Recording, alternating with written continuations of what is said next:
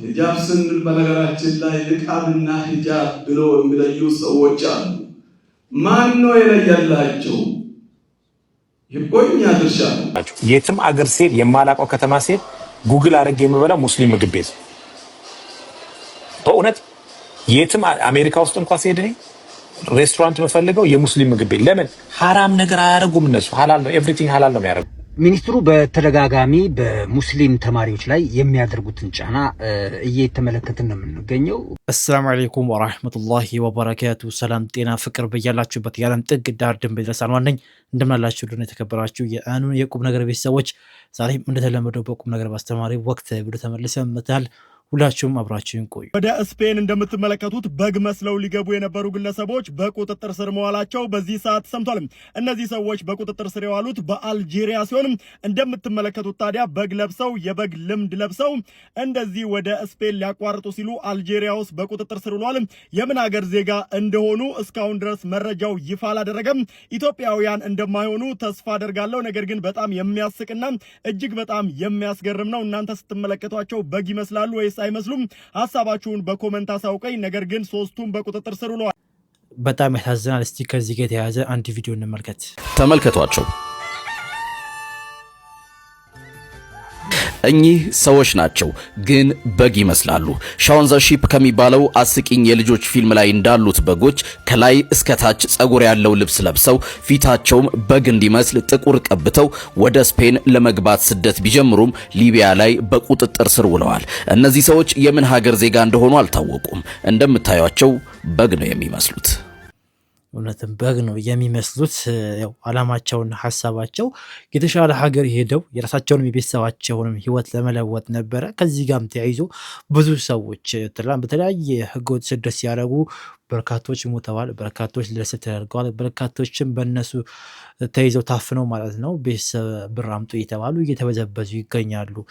የነዚህ ለየት የሚያደርገው እንግዲህ ማህበረሰቡን ወይም እዛ አካባቢ ያሉትን ሰዎች ሸውደው ለማለፍ ነበረ፣ አልተሳካላቸውም። ይህ ሁሉ ነገር ደግሞ የሚሆነው ያው ኑሮ ነው። ዱንያ ናት እንደዚህ የምታደርገው። አላህ ለሁላችንም የሚያብቃቃን በረካ ያለው ዱንያ ይስጠን።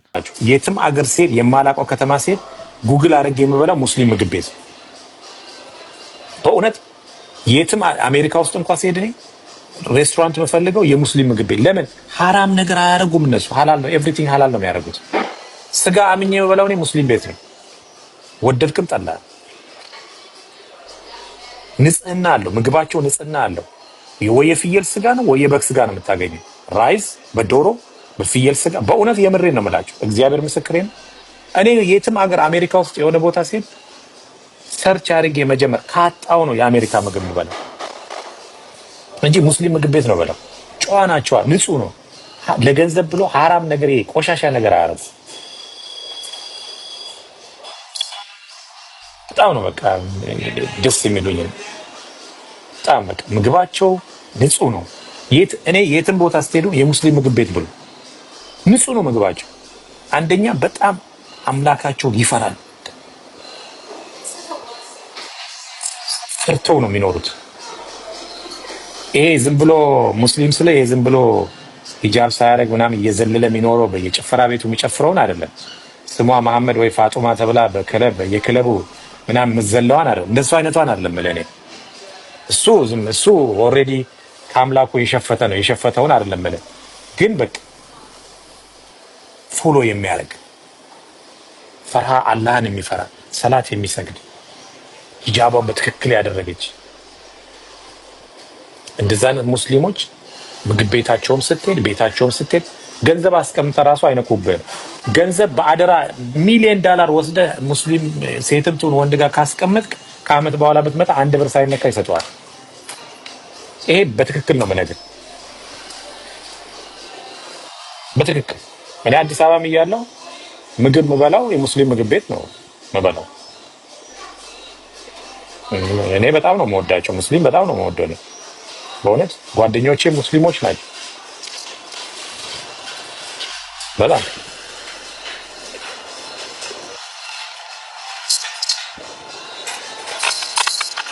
አለባበሳቸው ትላለ ሂጃባቸውን አድርገው በዛ ላይ እንዴት እንደሚያምሩ። አንድ የምታስጠላ ሙስሊም ሴት አይተህ ታውቃለህ? እስቲ ንገረኝ። የምታስጠላ ሙስሊም ሴት አይተህ ታውቃለህ? አለች ወይ የምታስጠላ ሙስሊም ሴት? የለችም። በጣም ነው የሚያምሩት።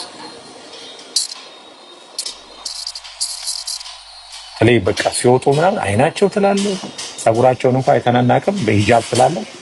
አለባበሳቸው ጽድት ብለው ስዕል እኮ ነው የሚመስሉ ሲመጡ። በጣም ነው የሚያምሩት። በጣም ረዘመ። ካሁን አለቀ እያልኩኝ ለማንኛውም ማብራት ሄዷል። እንደዚህ ቪ ነው የምቀርጸው። በቃ እንደዚህ ቪው እቀርጻለሁኝ እና አሪፍ ነው እታያለዋል። መርሐባ ትንሽ በቃ ጠረጠረጊ ወሬ ሳላበዛ እንጨርሳለን። የሰሞኑ እንግዲህ ይህ ሰው ሙስሊሞችን እንግዲህ አክብሮ አድንቆ ሊጨርስ አልቻለም። ለማንኛውም ይመቸው። አንዳንዴ ማለት ነው በንዴት ሊሆን ይችላል፣ አላም ደግሞ ሰውን ለማናደድ ሊሆን ይችላል። ውስጣቸው ያለው ትክክለኛ እውነት ይናገራሉ። ውስጣቸው ሀቁን እያወቀ ነገር ግን ማለት ነው በምላሳቸው የሚያወሩት እስላም ገዳይ ምናምን የሚሉት ነገር ማለት ነው ያው ምላሳቸው ያለው ውስጣቸው ግን ምን አይነት ስነ ምግባር እንዳለን ያውቁታል። እንደዚህ አይነት ነገሮች ደግሞ ኢንሻአላህ እውነቱ የሚወጣው መቼ ነው? እንደዚህ የሆነ ነገር አሁን የሰውዬ ሰሞኑን በቃ እስላም አውርቶ ሊጨርስ አልቻለም። መልሶ እንዳይቀየርብኝ ዮኒ ማኛ እንዳይሆን ብቻ። የትም አገር ሴት የማላውቀው ከተማ ሴት ጉግል አድርጌ የምበላው ሙስሊም ምግብ ቤት፣ ስጋ አምኜ የምበላው እኔ ሙስሊም ቤት ነው። ወደድክም ጠላ። በጣም በሚገርም ሁኔታ በነገራችን ላይ ፍራኦል ኢቲቻ ትክክል ነው። ለምን እንደው ታውቃላችሁ? መጽሐፍ ቅዱስ ላይ አንድ ፖይንት አንስቼ ላሳያችሁ። ኦሪት ዘዳግም ምዕራፍ 14 ቁጥር 21 ላይ የሚከተለው እናነባለን። አንተ ለአምላክህ ለእግዚአብሔር የተቀደሰ ሕዝብ ነህና አለ። እንግዲህ እዚህ ጋር ሲያስቀምጥ አንተ ለአምላክህ የተቀደሰ ሕዝብ ነህና የበከተውን ሁሉ አትብላ ይላል። የበከተ ነገር እንዲበላ አይፈቀድም አይደል? በመጽሐፍ ቅዱስ ላይ ቀጠል አደረገና ምን አለ? ይበላው ዘንድ አለ። ይበላው ዘንድ የበከተ አስቡት፣ የበከተን ነገር ይበላው ዘንድ በአገር ደጅ ለተቀመጠ መጻተኛ ትሰጠዋለህ ወይም ለእንግዳ ትሸጠዋለህ ይላል። የበከተ ነገር ለእንግዳ ይሸጣሉ። መጽሐፍ ቅዱስ ይፈቅዳል። እናንተ ማጥቦት የበከተ የሚለው ምንድነው? ኢዘር የሆነ ለነሱ የማይወዱት አንክሊ ንጹህ ያለው ነገር ወይም ደግሞ በራሱ የሞተ ነገር። ለምሳሌ እንግሊዝኛውን ብትመለከተው እዚህ ላይ ኤንአይቪ ኒው ሊቪንግ ትራንስሌሽን እዚህ አስቀምጬላችኋለሁ ከላይ ዱ ኖት ኢት ኤኒቲንግ ዩ ፋይንድ ኦልሬዲ ዴድ ማለት ነው። የሞተ ያልታረደ ነገር ራሱ አትብሉ ይልና ግን ወስዳጁ ሽጡት ይላል። እዚህ ኒው ሊቪንግ ላይ ካያችሁ you must not eat anything that has died in natural days። ያው ተፈጥሮ ሞት ሲባል ያው እንዲህ በሞት ሳይታረድ ሞት የሚለው ነው። እንግሊሽ ስታንዳርድ ቨርሽን ላይ you shall not eat anything that has died naturally። ከዛስ ምን አድርጉ ነው የሚለው? you may give it to a foreigner residing in any of your town and they may eat it or you may sell it to any other foreigner። ሽጡት እኮ ነው የሚለው። ፍራኦል ኢቲቻ ልክ ነህ። የትም ቦታ ላይ ስትሄዱ የሙስሊም ስጋ ቤት ሄዱ አይታወቅም። እንደ አዳሜ የበከተ ነገር ሽጦላችሁ ሊሆን ይችላል። እውነት ነው። መጠንቀቁ ይበጃል። ተጠንቀቁ እንላለን። እንግዲህ የትኛው ማለት ክፍል ስትሄዱ መብላት ያለባችሁ ማወቅ አለባችሁ። ሰበር ዜና ከኢትዮጵያ እስልምና ጉዳዮች ጠቅላይ ምክር ቤት የተሰጠ አስቸኳይ መግለጫ ነው። መግለጫውም የሚመለከተው የትምህርት ሚኒስትርን ነው። በሰሞኑን የትምህርት ሚኒስትር ባደረገውም ስብሰባ በዛ ላይ ብርሃኑ ነጋ የተናገረው ንግግር ሙስሊሙንና መጅሊሱን አስቆጥቷል። በዛ ላይ የተናገረው ንግግርም እንዲህ ይል ነበረ። በሂጃብና በኒቃብ ጉዳይ ላይ ከኢትዮጵያ እስልምና ጉዳዮች ጠቅላይ ምክር ቤት ጋር ተስማምቻለሁ። ሂጃብና ኒቃብን በትምህርት ቤት ለማስቀረት ማለት ነው። ይህን ጉዳይ ተመልክቶ የኢትዮጵያ እስልምና ጉዳዮች ጠቅላይ ምክር ቤት በዚህ ሰዓት አሁን አስቸኳይ መግለጫ አውጥቷል። በትምህርት ሚኒስቴር በተደጋጋሚ እየተፈጸመ የሚገኘው ሙስሊምን ተማሪ ከትምህርት ገበታ የማራቅ ዘመቻ በአስቸኳይ ሊቆም ይገባል። የጠቅላይ ምክር ቤቱ ዋና ፕሬዝዳንት ሀጂ ኢብራሂም ቱፋ እንዳሉትም ከሆነ ሙስሊም ተማሪዎችን ብቻ ባለባበሳቸው ምክንያት እየተደረገባቸው ያለው ዘመቻ እጅግ አስነዋሪም ነው፣ የሀገራችን ተከባብሮ የመኖር እሴትንም የናደ ነው ብለዋል። አክለውም ሂጃብም ሆነ ኒቃብ የሙስሊም ሴቶች መገለጫ ሲሆን አንዱን ፈቅዶ አንዱን መከልከል አይቻልም ብለዋል። ሀገር ወዳዱ ሙስሊሙ ማህበረሰብ በትምህርት ሚኒስቴር በተደጋጋሚ የሚደረግበትን በደል በትዕግስት ያለፈ ሲሆን የሚመለከተው የመንግስት አካል አስቸኳይ መፍትሄ እንዲያበጅለት የኢትዮጵያ እስልምና ጉዳዮች ጠቅላይ ምክር ቤት በአሁኑ ሰዓት ባወጣው መግለጫ አትቷል። ሙስሊም ጠል መሆኑን በተደጋጋሚ ያሳየን ብርሃኑ ነጋ በሙስሊሞች ላይ ሰሞኑንም ሲቀጥፍ ነበር። ሂጃብና ኒቃብን በትምህርት ቤት ለመከልከልም እየሰራ እንደሆነ ግልጽ እየሆነ መጥቷል። ይሄን ቪዲዮ ሁላችሁም በደንብ ሼር፣ ኮፒ ሊንክ፣ ሪፖስት እያደረጋችሁ አዳርሱ። መርሃባ ይኸው ለሁሉም አዳርሰናል። ኢንሻአላህ በቻልነው አቅም እናንተም ለሁሉም አዳርሱ። የዚህ ሰውዬ ግልጽ የሆነ ለእስልምና ያለውን ጥላቻ በግልጽ እየታየ ይገኛል። መጅሊሱም እንግዲህ መግለጫውን አወጥቷል፣ ያለውን አቋም ሰጥቷል። ኢንሻአላህ ይህንን ነገር ደግሞ የሚመለከተው አካል ተመልክቶ ይህንን ግለሰብ ለትምህርት የማይመጥን ሰው ነው ሐቂቃ ማለት ነው። ተማሪዎችን የባሰ ወደ ሌላ ቦታ ወደ አላስፈላጊ ነገር እየመራ ተውት። ይሄ በሂጃብ ምናምን በኩል ተውትና ተማሪዎችን ራሱ ማለት ነው በአግባቡ መምራት ያልቻለ ቀሽም ሰው ነው። ስለዚህ መንግስት ይህንን ሰው ሊያስወግደው ይገባል።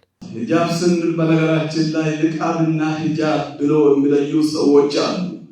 ማን ነው የለየላቸው? የቆኛ ድርሻ ነው። የሂጃብ ነው ይሄ ንቃብ ነው። ሂጃብ ይፈቀዳል፣ ንቃብ አይፈቀድም። ማን ነው የለየላቸው? ባለሙያ አለ። የትኛው ሸሪዓ ፍርድ ቤት ነው? የትኛው ደግሞ መጅልስ ነው ንቃብና ሂጃብ ለይቶ የሰጣቸው? ከየት እንደሚያመጡ አናውቅም። የራሱ ጣልቃ ገብነት ነው። ሂጃብ ፈቅደናል፣ ንቃብ አንፈቅድም። ሂጃብና ንቃብ ምንድን ነው ትርጉሙ? ሂጃብ የምንለው እኮ አጠቃላይ ሁለመናውን የሚሰትር ማለት ነው እንደ ሸሪዓ አባባል። በዚህ ምክንያት ዛሬም አሁን ቀይሮ የመጣብንን ከምንወደውና ከምናከብረው ትምህርት ቤታችን በዚህ ምክንያት ሴት ልጆቻችን እንዲገለሉ መፍቀዱ ይበቃል ብለን ዛሬ ወደዚህ ብቅ ብለናል። ምክንያቱም እርግጠኛ ነኝ መንግስታችን ሙሉ ለሙሉ መብታችን አክብሮ አስከብሮልን ባለንበት ሰዓት በአንድ ሴክተር በሁለት ሴክተር የሚደርስብንን ግፍና ጭቆና በፍጹም የማንቀበል መሆኑን በዚህ አጋጣሚ ለመላው ኢትዮጵያ ሙስሊም ህብረተሰብ ሊያረጋግጥላችሁ እወዳለሁ። እናመሰግናለን። እንግዲህ ተቋም ካለ ተቋም ደግሞ ከህዝቡ ጋር አብሮ ሲቆም እንደዚህ ያስደስታል። እንደዚህ ደግሞ የሆነ በቅርቡ የሚገርም ትልቅ ለውጥ ደግሞ እንሰማለን። ምክንያቱም ተቋም ማለት ይሄ ትልቅ ተቋም ነው። ይሄ ተቋም ደግሞ ማለት ነው ይህን ነገር አልቀበልም እቃወማለሁ ሲል ማለት ነው ኦኬ መንግስት ደግሞ ቆም ብሎ ማሰብ ይጀምራል ማለት ነው። ስለዚህ መጅሊስ የሐየው አቋም እጅግ በጣም ደስ የሚለው ከዚህ ጋር ተያይዘው ወንድማችን ዲዱ አለ የሚናገረውን አስቀምጣለሁ። ማብራት ስለሄደ እኔም እንደዚህ ስልኬን ደከመኝ እና ኢንሻአላህ በቀጣይ የተሻለ ቪዲዮ ብንገናኝ ይሻላል። ሰላም አለይኩም ወራህመቱላሂ ወበረካቱ። ሚኒስትሩ በተደጋጋሚ በሙስሊም ተማሪዎች ላይ የሚያደርጉትን ጫና እየተመለከትን ነው የምንገኘው። በየጊዜው የሆነ አነጋጋሪ አወዛጋቢ ነገር ይናገራሉ። ከዚያ በኋላ ሆሄ ይባላል፣ ይተዋል። ነገ ደግሞ እንደዚሁ ያደርጋሉ። አሁንም የተማሪዎችን የሙስሊም ተማሪዎችን አለባበስ እኔ ካልወሰንኩላችሁ የሚሉት ሚኒስቴር ስህተታቸው የሚጀምረው ይህንን ጉዳይ ከጠቅላይ ምክር ቤቱ ፕሬዝዳንት ጋር አውርተንበታል ብሎ ከመናገር ነው።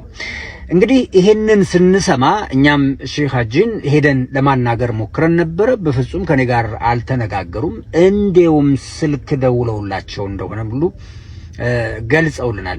በስልክ የተነጋገሩት ነገር ምንድነው?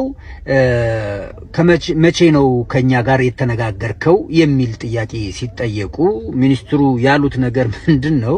አይ እኔ ከርሶ ጋር በአካልም ተገናኝቼ አላቅም፣ በስልክ ብቻ ነው እኔ እያልኩ ያለሁት የቀድሞውን ነው አሉ። እንዴ ምን ማለት ነው? ጠቅላይ ምክር ቤቱ አሁን ያሉ ፕሬዝዳንት አሉት። የቀድሞውን ነው ያናገርኩት የሚል አናግሬያለሁ። የቀድሞውን አላሉም። በንግግራቸው ላይ የተናገሩት ነገር ከጠቅላይ ምክር ቤቱ ፕሬዝዳንት ጋር ተነጋግረንበት ይሄንን ውሳኔ አሳልፈናል ነው ያሉት። የጠቅላይ ምክር ቤቱ ፕሬዝዳንት አልተነገራቸውም። እንግዲህ ይሄ ማምለጫ ይሆናል ወይ?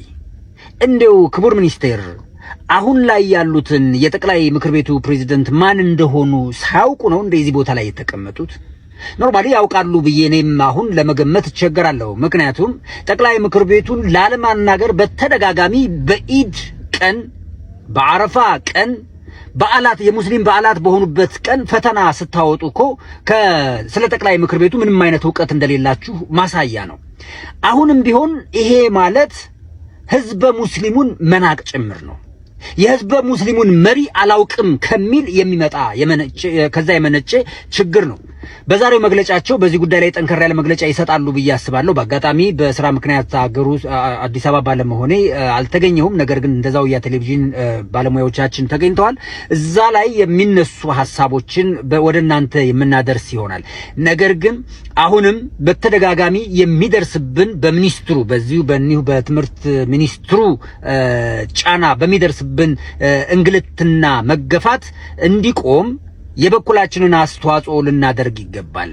የሚመለከተው ከፍተኛ የባለስልጣናት አካላት ህዝበ ሙስሊሙን ከመንግስት ጋር ለማጣላት እየተካሄደበት ያለውን እንቅስቃሴ ኃይል ይለው ይገባል።